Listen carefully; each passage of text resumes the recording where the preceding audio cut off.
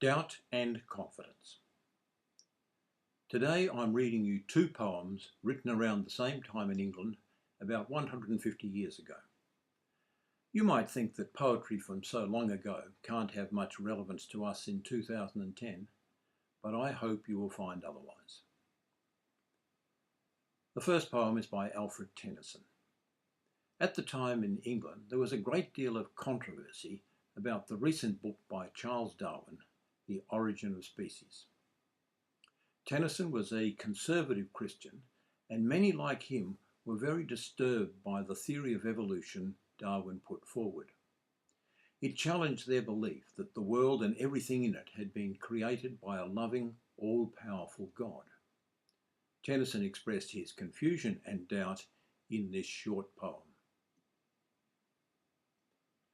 Oh, yet we trust that somehow good will be the final goal of ill.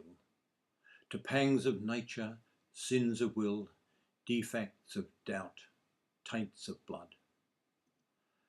That nothing walks with aimless feet, that not one life shall be lost or cast as rubbish to the void when God has made the pile complete. That not a worm is cloven in vain, that not one moth with vain desire is shrivelled in a fruitless fire, but subserves another's gain. Behold, we know not anything. I can but trust that good shall fall at last, far off, at last to all, and every winter change to spring. So runs my dream, but what am I? An infant crying in the night, an infant crying for the light, and with no language but a cry.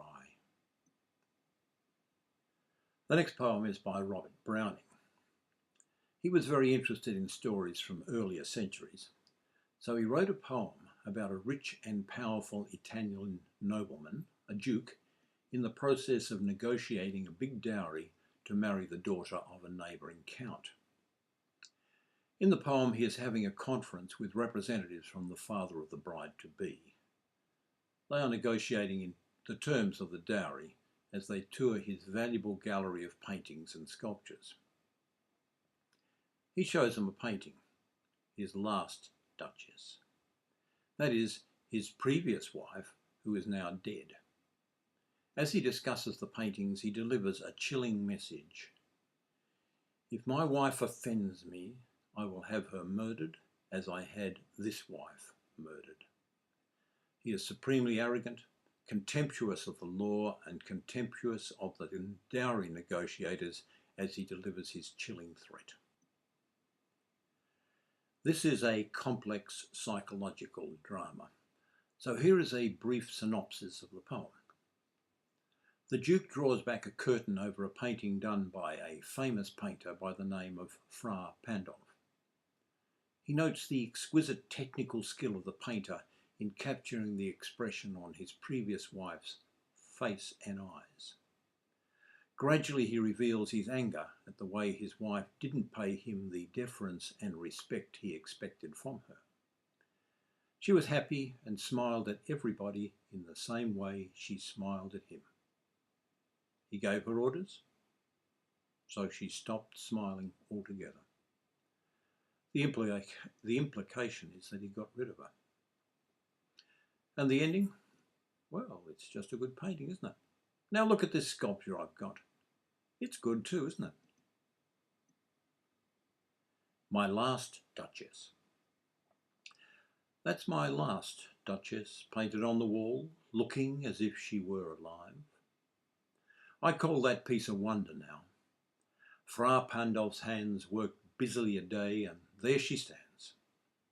Will please you sit and look at her?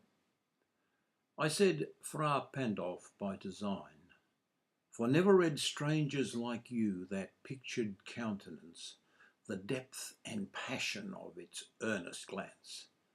But to myself they turned, since none puts by the curtain I have drawn for you but I, and seemed as they would ask me if they durst, how such a glance came there.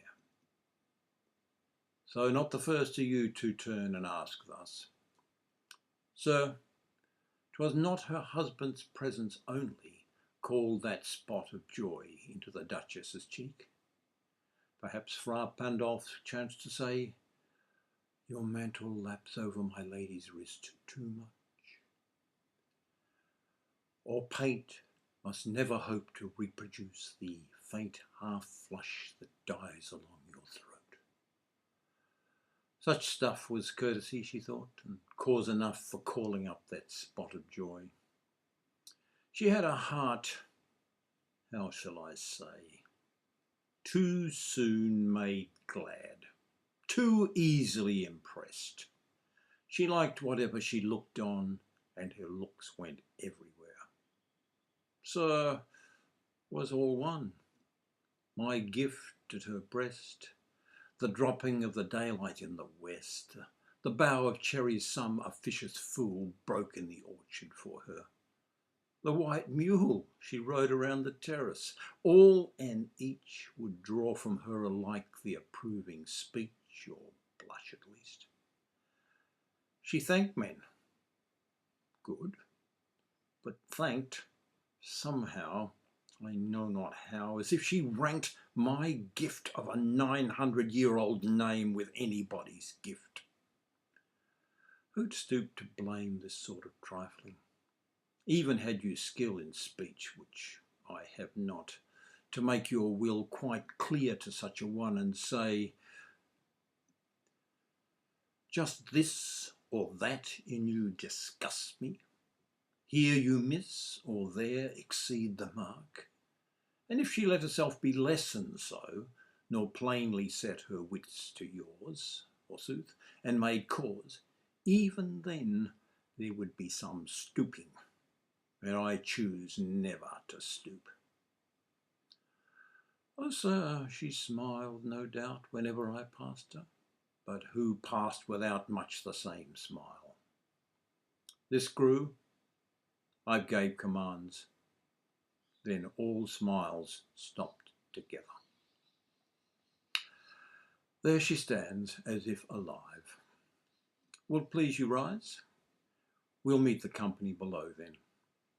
I repeat, the Count your master's known munificence is ample warrant that no just pretence of mine for dowry will be disallowed, though his fair daughter's self, as I avowed at starting, is my sole object. No, we'll go down together, sir. Notice Neptune, though, taming a seahorse, thought a rarity, which Claus of Innsbruck cast in bronze for me. I hope you've enjoyed my two poems, Doubt and Confidence.